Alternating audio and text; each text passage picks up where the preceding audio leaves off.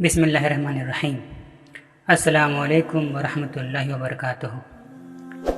مسلمانوں کے ضروری علم میں سے اب اسلام کے بارے میں ایک سوال ہے کہ اسلام کیا ہے، اور اگر کوئی غیر مسلم آ کر کے اسلام قبول کرتا ہے تو اس کو کیا بتایا جائے کہ اسلام کیا ہے، اور آپ کیا چیز پہ عمل کریں گے تو اسلام پہ عمل ہو جائے گا۔ تو جواب یہ ہے کہ کوئی بھی غیر مسلم اگر آ کر کے اسلام قبول کرتا ہے، اور ہمیں جو دعوت دینا ہے وہ اسلام کو وہ ایسے دینا ہے کہ قرآن اور حدیث میں بھی صحیح حدیث، اسی پہ عمل کیجئے، یہی اسلام ہے، اس کے علاوہ اور کسی چیز پہ عمل نہیں ہوگی۔ ایک اور بات یہ سمجھ میں آ رہا ہے کہ ہمیں قرآن تو پتہ ہے، حدیث ہمیں کہاں ملے گی، اور حدیث کی کون کون سی کتابیں ہیں یہ ہمیں معلوم ہونا چاہیے۔ تو جواب یہ ہے، حدیث کی بہت سی کتابیں ہیں۔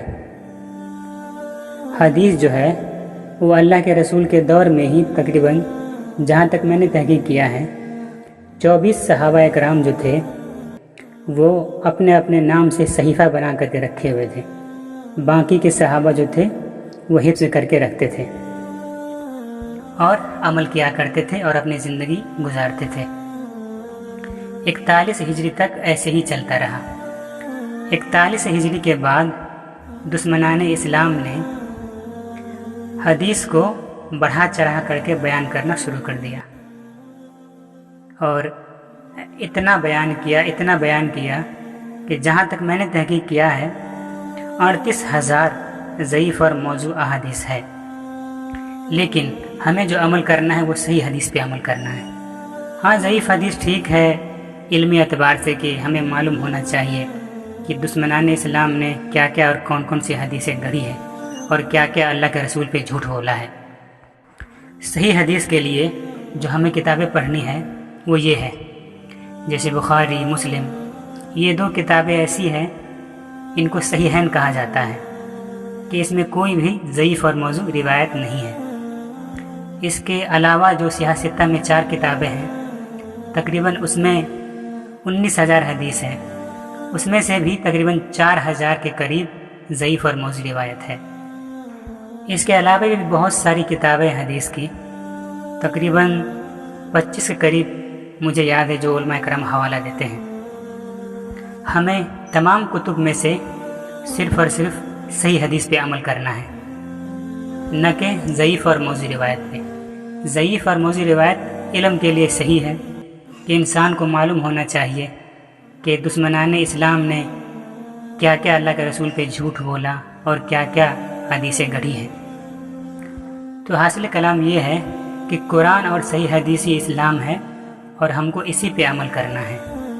ہم اسی پہ عمل کریں گے تب اللہ تعالیٰ ہمارے زبانوں پہ جاری کرے گا، جیسے کہ قبر میں جب سوال ہوگا کہ تمہارا دین کیا ہے، تو اللہ تعالیٰ اس کے زبان پہ جاری کر دے گا کہ دین میرا اسلام ہے۔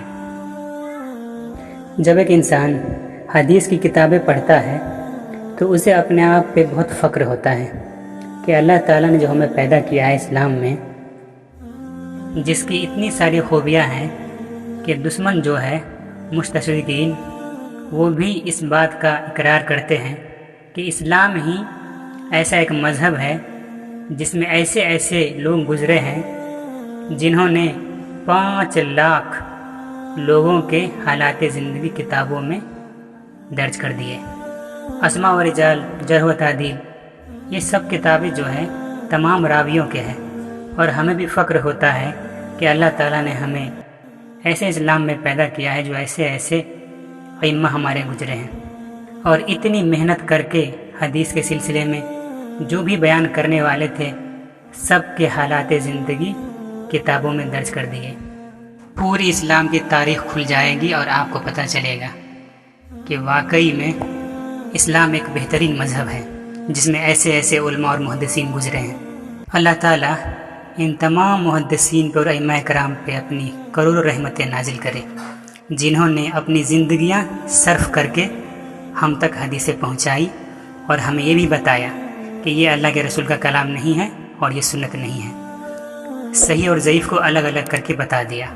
اور رہا سوال تقلید کا، تو یہ تقلید علماء کرام فرماتے ہیں، جیسے حافظ ابن حجر فتح الباری میں 220 سال تک تبا تابعین زندہ رہے، ان میں سے کوئی بھی کسی کی تقلید نہیں کیے۔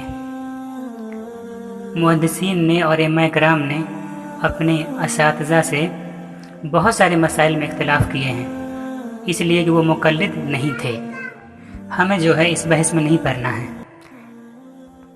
ہمیں صرف قرآن اور صحیح حدیث پہ عمل کرنا ہے، جیسے صحابہ کرام اور سلف صالحین نے کیا۔ اسی پر میں اپنی بات ختم کرتا ہوں۔ السلام علیکم ورحمۃ اللہ وبرکاتہ۔